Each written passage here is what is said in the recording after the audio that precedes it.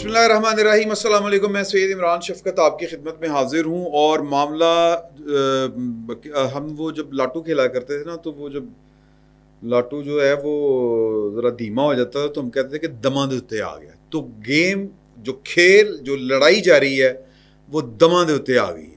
یعنی کہ اب کسی ایک نے گرنا ہے, یہ حکومت نے گرنا ہے, پاکستان کی اسٹیبلشمنٹ نے گرنا ہے, یا پھر پاکستان تحریک انصاف اور بالخصوص عمران خان صاحب انہوں نے گرنا. ویسے تو پہلے گرے ہوئے ہیں.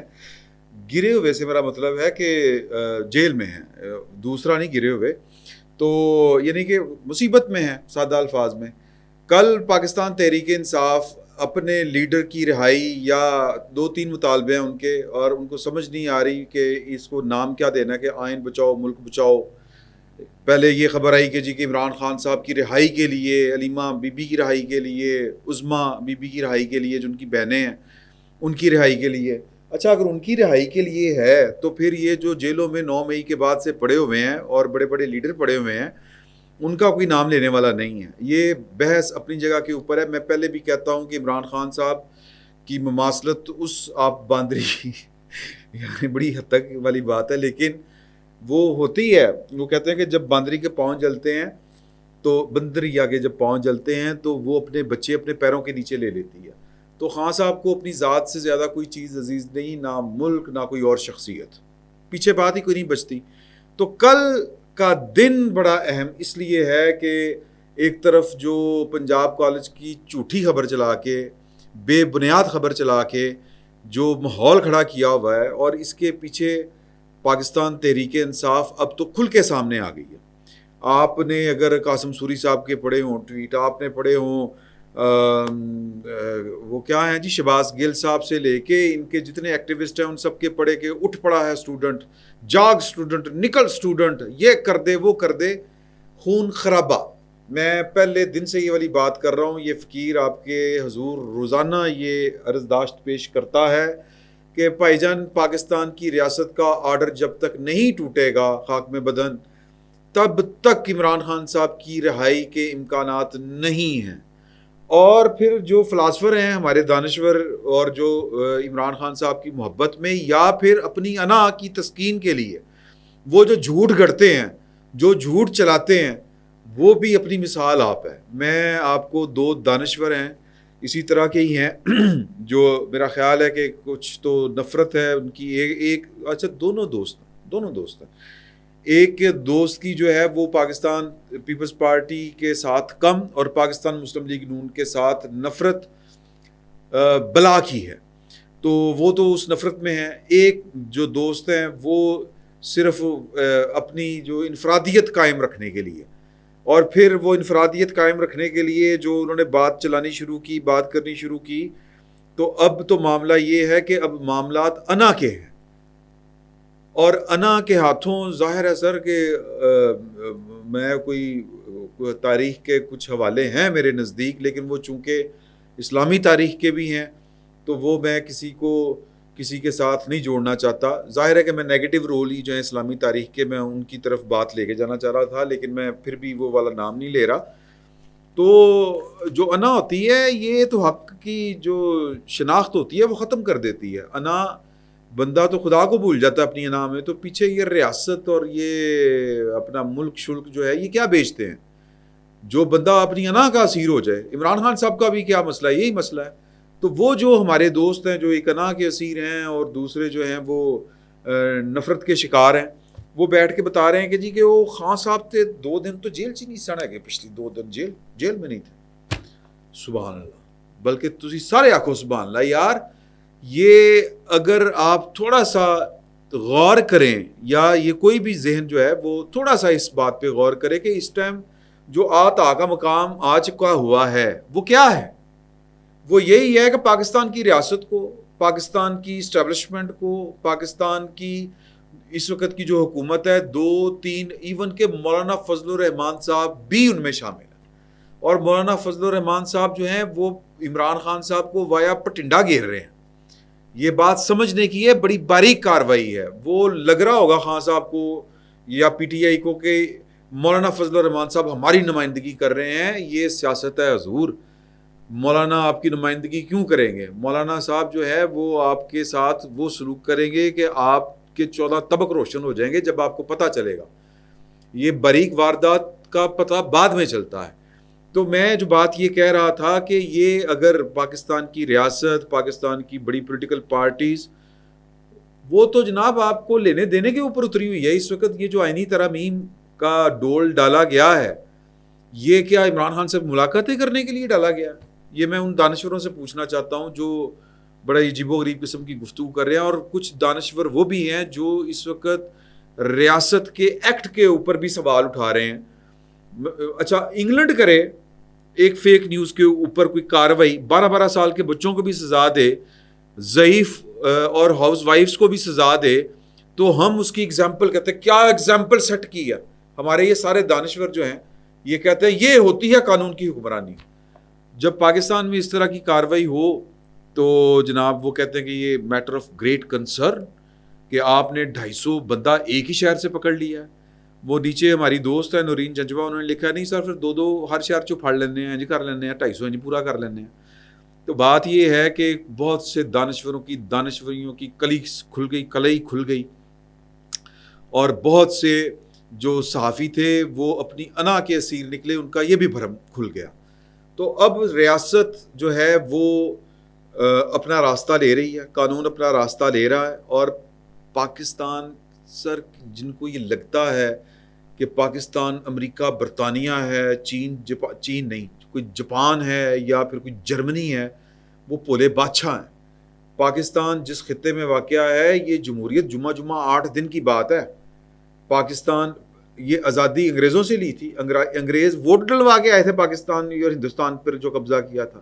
اور جو 4000 سال کی ہسٹری دستیاب ہے، اس میں بھی کبھی بھی یہاں پر کسی بھی قسم کی کسی بھی شکل میں کوئی ڈیموکریسی نہیں رہی.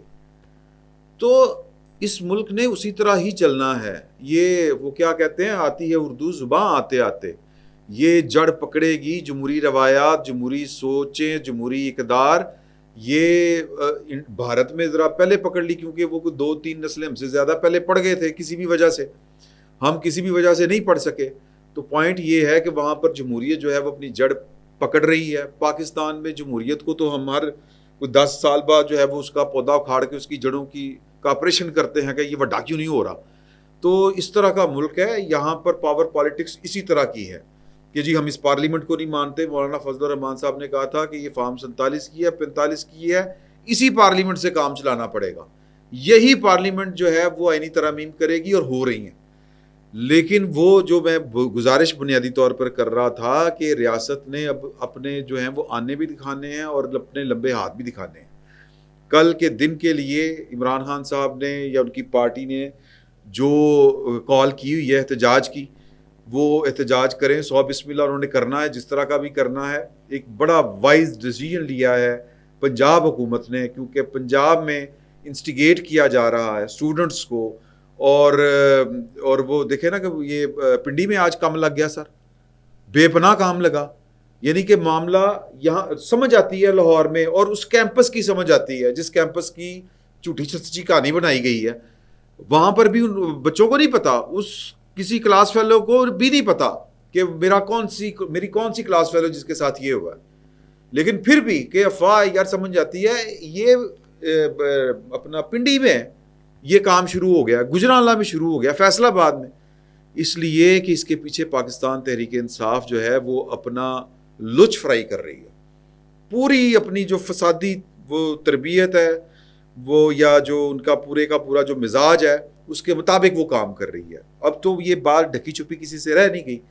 اور پھر وہ صحافی جو پاکستان جو اب صحافی نہیں رہے، تحریک انصاف کی نظر ہو گئے جتنے بھی صحافی تھے، جنہوں نے اس فیک نیوز کو بڑھا چڑھا کے پیش کیا، جھوٹی خبریں الگ سے بنائیں. ان میں نعیم بخاری صاحب بھی شامل ہیں اور ان میں جناب بڑے بڑے نام شامل ہیں. عمران ریاض صاحب کا ہے، سمیع ابراہیم صاحب کا ہے، ہمارے دوست ہیں اپنے اقرار الحسن صاحب، ان کی بیگم ہے فرح اقرار، ان کا نام شامل ہے. تو بغیر تصدیق کے ایک جھوٹی سچی خبر. کچھ لوگ تو ہیں جو بھولپن میں مارے گئے، جذباتی ہو گئے. کچھ لوگ ہیں جو باقاعدہ تلبیس کر رہے تھے، تلبیس سمجھا نا کہ جھوٹ کو سچ کا لبادہ اوڑھ رہے تھے.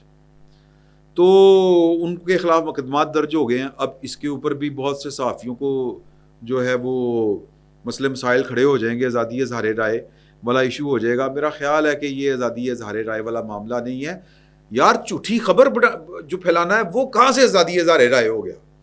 آزادی اظہار رائے تو آپ کا اپنا خیال ہے. آپ جو سمجھتے ہیں وہ بیان کریں بسم اللہ. لیکن اس میں بھی لمیٹیشنز ہیں اور دنیا کی ہر ریاست اور قانون اور معاشرے میں ہوتی ہیں. تو پوائنٹ میں جو میک کرنا چاہ رہا ہوں وہ یہ ہے کہ پاکستان تحریک انصاف نے کل احتجاج کی کال دی. اسٹوڈنٹ پہلے بپھرے پڑے ہوئے ہیں, بچے ہیں, کچے ذہن ہیں, استعمال ہو رہے ہیں اور ویسے بھی ان کی ایکسائٹمنٹ, ان کو مزہ آ رہا ہے. بہت سے اسٹوڈنٹس ہیں, آپ ان کے دیکھیں ذرا دھرنے شرنے یا پھر وہ جو آگے لگاتے پھر رہے ہیں. میں نے کل بھی یہ والی گزارش کی تھی کہ ان کے پاس اپنی انرجی ڈسچارج کرنے کا کوئی طریقہ ہی نہیں ہے. نہ کھیل کے میدان ہیں, نہ ان کے لیے کوئی سپورٹس کلب ہیں, نہ کسی اور طرح کے کوئی کلب ہیں, نہ لائبریریز ہیں. سکول بھی 5 مرلے والے سکول ہیں اور بڑے بڑے جو کالج ہیں, یہ پنجاب کالج میں بھی کتنے اس طرح کے کیمپس ہوں گے جن میں گراؤنڈز ہوں گی؟ کوئی نہیں. تو جب تعلیم ویسے ہی کمائی کا ذریعہ بن چکی ہو تو پھر اسی طرح ہی ہوتا ہے. ویسے تو دنیا بھر میں, چلے یہ ہمارا موضوع نہیں ہے, میں صرف اس بات پہ کہہ رہا ہوں کہ اسٹوڈنٹس جو ہیں وہ ویسے ہی بڑے ایکسائٹیڈ ہیں, ان کے پاس کرنے کو اور کچھ نہیں, اور ان کو بڑا اس میں جس کو کہتے ہیں نا کہ ایک مزہ آ رہا ہے. سادہ الفاظ میں اگر یہ والی بات کی جائے, ان کو اپنی جو اتھارٹی ان کو محسوس ہو رہی ہے, ان کو اپنا آپ محسوس ہو رہا ہے کہ ڈنڈا چلا کے, پتھر مار کے, غصہ نکال کے. تو اب وہ ان کے ساتھ نہ مل جائیں, تو اس لیے انہوں نے کل پنجاب پورے میں چھٹی کی کال دی ہے. بڑا میرا خیال ہے کہ قابل تحسین قدم ہے. کوئی ضروری نہیں ہے کہ ریاست جو ہے وہ ہر جگہ پر طاقت ہی استعمال کرے, عقل سے بھی کام لینا چاہیے. مریم بی بی نے بالکل ٹھیک کیا, پنجاب حکومت کا یہ فیصلہ بالکل ٹھیک ہے. ویسے بھی اسٹوڈنٹس آج کل کون سا پڑھ رہے ہیں, یہی کچھ کر رہے ہیں, شغل لگا رہے ہیں. تو ایک دن کی چھٹی کی کوئی بات نہیں. لیکن سوال یہ پیدا ہوتا ہے کہ یہ جو کچھ پاکستان تحریک انصاف کر رہی ہے, کیا وہ آئینی ترمیم روک پائے گی؟ سڑک کے اوپر مظاہرہ کر کے عمران خان صاحب کو, ان کی بہنوں کو, ان کی بیگم کو آزادی دلا پائے گی؟ میرا خیال یہ ہے کہ نہیں. کیوں؟ سوال یہ پیدا ہوتا ہے کہ سر آج کی تاریخ تک ریاست پاکستان انٹیکٹ ہے.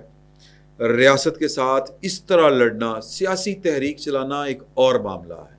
مار دھاڑ, اور پھر جب آپ مار دھاڑ کرتے ہیں تو پھر وائلنس کا جو لائسنس ہے وہ جس کے پاس ہے اس کو آپ ایک گو ہیڈ کا ایک اشارہ دے دیتے ہیں, یا اس کے پاس ایک اجازت نامہ آ جاتا ہے کہ لائسنس تو اس کے پاس پہلے ہی ہے, آپ اس کو ایک جواز فراہم کر دیتے ہیں. تو کل اگر انہوں نے وہی حرکت کی پاکستان تحریک انصاف نے, کوئی دھما چوکڑی مچانے والی کہ آگے ہیں, اٹھ کے نہیں جائیں گے, یہ کریں گے, وہ کریں گے, تو میرا خیال ہے کہ حالات خراب ہوں گے, اور اتنے خراب ہوں گے کہ شاید سنبھالنا مشکل ہو جائیں گے پاکستان تحریک انصاف سے. اور ویسے میرا یہ ابھی تک کا یہ خیال ہے کہ جو لوگ جلسے پہ نہیں پہنچ سکتے, جو احتجاج میں ڈی چوک نہیں پہنچ سکتے, ورک فرام ہوم کرتے ہیں, وہ بس لوگوں کو, بچوں کو ہی باہر نکلوانا چاہتے ہیں. گھر بیٹھ کے لوگوں کے بچوں کا خون بہے اور لوگوں کے بچے ان کا اعلیٰ کار بنے. یہ عمران خان صاحب سے لے کے پاکستان تحریک انصاف کے ہر لیڈر کی یہی فطرت ہے. تو وہ یہی کام کریں گے. کل آپ کو یہ نظر نہیں آئیں گے سڑکوں کے اوپر, کوئی آپ کو قابل ذکر بندہ جو ہے وہ نظر نہیں آئے گا. تو جب لیڈر لیڈ نہ کر رہا ہو تو پھر کیا ہوتا ہے؟ یہ بنگلہ دیش ماڈل ضروری نہیں کہ ہر جگہ کے اوپر ہر وقت جو ہے, یعنی کہ اگر وہاں پہ کارگر ثابت ہوا تو یہاں پہ بھی کارگر ثابت ہو. پوائنٹ سمپل, میں جو اتنی ساری جو گفتگو کی ہے وہ یہ ہے کہ جو آتا کا مقام آ چکا ہے, یا وہ جو مقابلہ دما دیتے آیا ہے, اس میں گرنا کس نے ہے؟ میرا یہ خیال ہے کہ پاکستان تحریک انصاف خسارے میں رہے گی. باقی آپ کا جو خیال ہے وہ ذرا شیئر کریں, دیکھتے ہیں. فی الوقت اتنا ہی, بہت بہت شکریہ.